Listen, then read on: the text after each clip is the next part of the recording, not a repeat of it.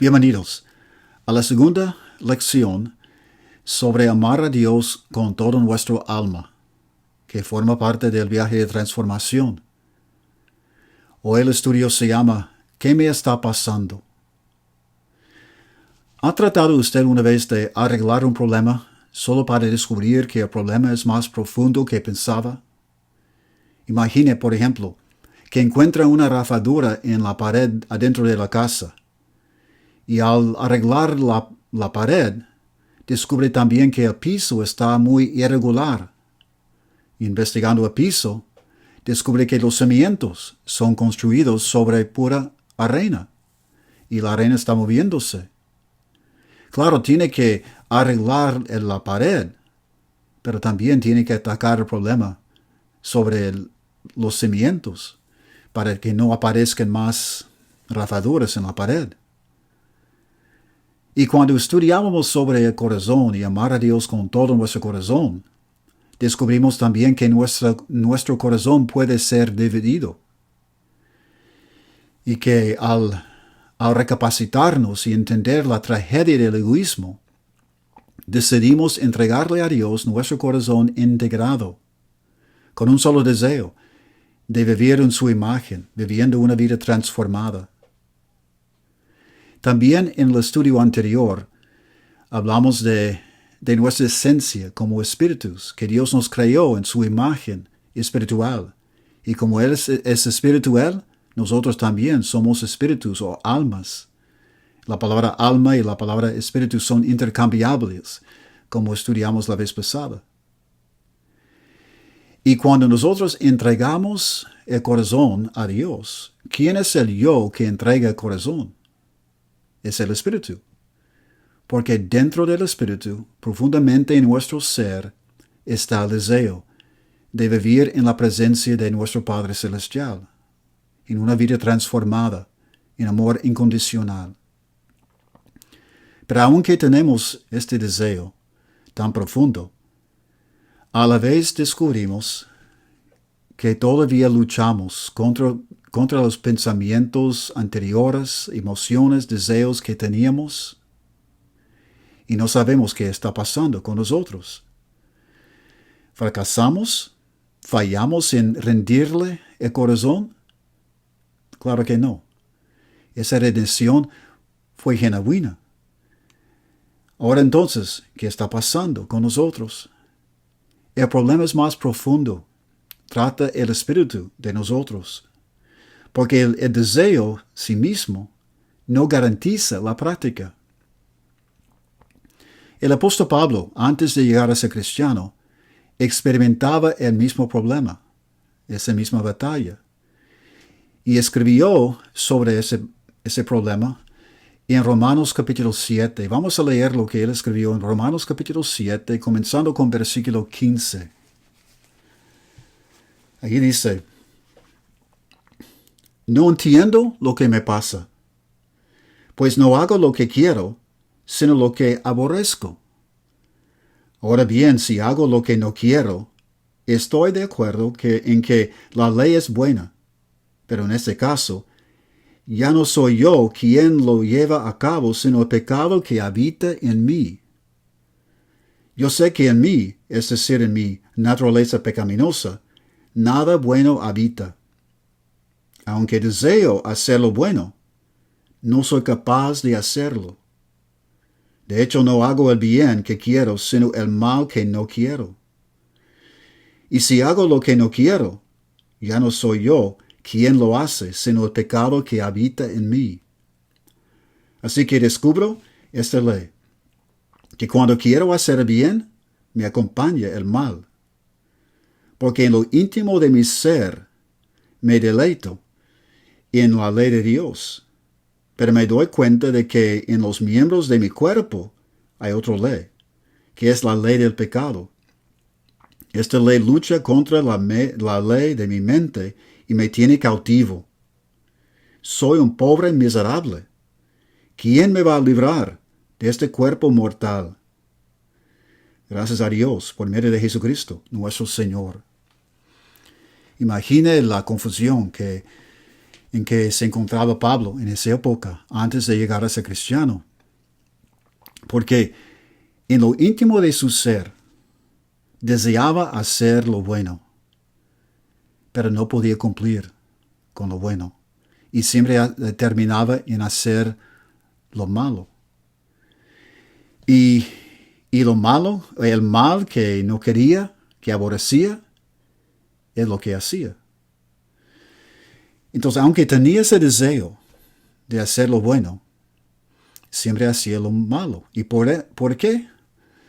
Porque pensaba que el pecado habitaba en él, habitaba en su cuerpo mortal.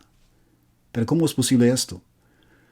Porque el cuerpo humano sí mismo es algo neutral, es como una tienda en que vive nuestro espíritu. ¿Cómo es que puede llegar a ser una habitación del pecado? Hoy en día podemos entender bien lo que estaba diciendo Pablo, porque entendemos en el conocimiento moderno la función del cerebro. Y el cerebro es algo que no entendían en aquella época. Pero nos va a ayudar a entender cómo el pecado puede habitar en nosotros. Primero, acordémonos de que el pecado significa errar el blanco. Y el blanco es vivir en la imagen de nuestro Padre Celestial, reflejando su amor incondicional. Y cuando erramos el blanco, caemos en el egoísmo, lo opuesto. Y cometemos el odio, el prejuicio, el orgullo, la envidia. En el caso de Pablo, cuando erraba el blanco y andaba en el pecado, el egoísmo, perseguía a cristianos. Y el odio, el prejuicio, la envidia, el deseo de poder dominaba su vida. Y decía que hasta el pecado habitaba en él. Y quizás podemos identificar con lo que está diciendo Pablo, porque ha habido veces en que sentimos el pecado en nosotros. Por ejemplo, vemos a alguien a quien envidiamos y la envidia es algo que sentimos en nosotros. El enojo nos hace sentir como tensos. La quijada, las facciones de la cara sienten el enojo. ¿Y cómo es posible entonces? Es porque los hábitos del egoísmo son grabadas como memorias en el cerebro. Las memorias hechas de senderos, de conexiones, conectando diversas áreas del cerebro, como lo táctil, lo visual, lo emocional y lo cognitivo. Y por la práctica, por la repetición, esos senderos de neuronas forman senderos que son bien viajados, casi automáticos. Entonces el egoísmo habita allí, en la carne, en el cuerpo, como memorias que luego dominan y controlan nuestra conducta. Se ha subido en el carro, por ejemplo, una vez para ir a la tienda, o has salido de la casa para caminar a la tienda, y llega a la tienda sin pensar en cómo llegó. No tenía que pensar en dónde doblar, a la derecha, a la izquierda, o ir recto, porque ha ido a la tienda tantas veces. Y anda a la tienda pensando en otra cosa. Pero llega. Y al llegar, no sabe cómo llegar, cómo llegó. Son las memorias del camino que nos guían. Lo mismo pasa en nuestra conducta diaria, porque tenemos en la mente grabado los recordatorios de egoísmo. Y nuestra conducta llega a ser inconsciente, impulsivo, automático. Y cuando tenemos una nueva experiencia que conecta con las memorias anteriores, una nueva experiencia de algo similar, hace las conexiones de las memorias y reaccionamos como siempre hemos reaccionado. Y esas memorias son bien desarrollados sobre mucho tiempo. Por ejemplo, imagínense que si se ha creado, por ejemplo, en un ambiente de mucha crítica y negatividad, usted aprende a través de experiencia de reaccionar siempre a la negatividad o la crítica con una defensa. Se defiende, se protege sobre cualquier crítica que recibe y no recibe bien la crítica. ¿Por qué? Porque así se creó, aprendiendo que uno tiene que defenderse contra la crítica. O si se ha criado con mucha competición con sus hermanos, se cría pensando que siempre tiene que ganar cualquier argumento, que no puede perder, tiene que ser primero y ser mejor. Y si no, se siente muy inseguro. Entonces se llena con una ambición egoísta en la vida. O imagínese que se haya criado en un ambiente donde no podía controlar sus circunstancias y se sentía muy impotente. Más tarde, cuando sea más maduro usted, trata de controlar a las personas en sus alrededores. ¿Por qué? Porque el controlar a los demás le hace sentir poder. Y el poder compensa por el miedo que sentía antes cuando vivía en unas circunstancias afuera de su control. O imagínense que se haya criado en un ambiente de enojo y aprendió que el enojo puede servir como instrumento para ganar argumentos, discusiones y ejercitar poder sobre los demás. O quizás uno se crea también en un ambiente donde tiene todo lo que desea. Vive una vida muy cómoda. Y luego se crea pensando que merece todo lo que desea. También egoísta. Y esas memorias guían nuestras acciones más tarde cuando seamos más maduros. Todos nosotros tenemos una historia que nos ha llevado a egoísmo. Y cuando nuestra conducta está gobernada por esas reacciones habituales, el pecado habita en nosotros. Y el apóstol Pablo sentía que había una batalla dentro de sí, una batalla entre sus deseos en lo íntimo de su ser, en su espíritu, y lo que hacía el cuerpo, o sea, las grabaciones en su memoria que dominaba su conducta. Y cuando él perseguía a los cristianos, ese pasaje que escribió en Romanos capítulo 7 nos indica que cuando perseguía a los cristianos, sabía que no era correcto. Pero seguía persiguiendo a los cristianos porque la arrogancia, el orgullo, la ambición egoísta abrumaba el deseo de vivir una vida de amor. Se sentía muy impotente y miserable. ¿Y cómo es posible que nuestro espíritu se siente tan impotente? Y si somos cristianos y nos sentimos así, es porque no nos hemos aprovechado del poder que Dios nos puede dar para vivir una vida transformada.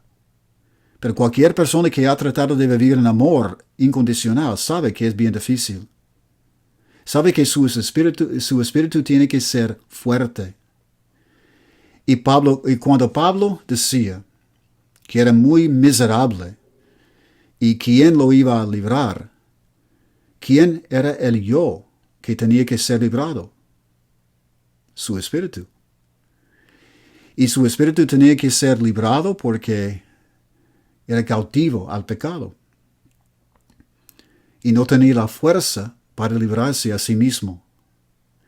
En ese momento en su vida, cuando perseguía a los cristianos antes de llegar a ser cristiano, era una persona bastante religiosa. tenía un tipo de fe, pero una fe invertida en ceremonias, ritos y leyes exteriores, una formalidad. Lo que faltaba era una relación íntima con el Padre Celestial. No vivía en la presencia del Padre, no lo conocía. Era muerto, como el hijo perdido estaba muerto también, porque la muerte significa una separación. Había una separación entre el hijo perdido y su padre. Y había una separación entre Pablo, entre su espíritu, y espíritu que es Dios.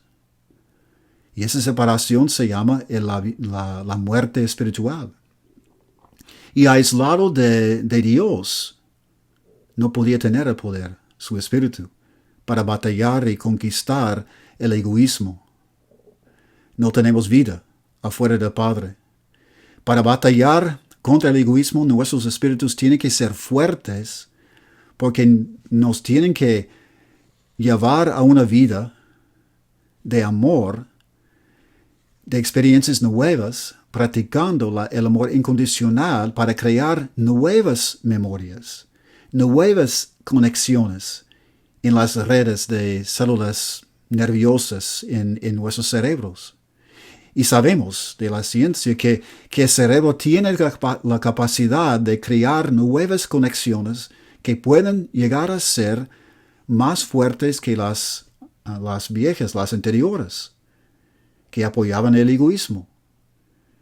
Al experimentar y practicar el amor incondicional y sentir el gozo, la satisfacción, la paz de vivir en amor, nuestro cerebro empieza a construir nuevas conexiones. Y somos librados de la esclavitud del pecado. Entonces, ¿cómo puede tener la fuerza suficiente el Espíritu? Esa fuerza viene de Dios, solo de Dios, por su gracia. Y nos ha prometido que nos puede fortalecer. Miremos lo que dijo Pablo en otra carta, la carta que escribió a los Efesios, y en Efesios capítulo 2. Porque Pablo les había recordado en capítulo 2 que estaban muertos en el pecado antes de llegar a ser cristianos. Pero dice pero Dios, que es rico en misericordia, por su gran amor por nosotros, nos dio vida con Cristo, aun cuando estábamos muertos en el pecado. Por gracia, ustedes han sido salvados. Entonces, Pablo les hace recordar que cuando llegaron a ser cristianos, Dios los había revivificado en sus espíritus. Les había dado vida. Y con esta vida podían conquistar los hábitos anteriores del pecado y ser victoriosos. Ese poder viene de Jesucristo.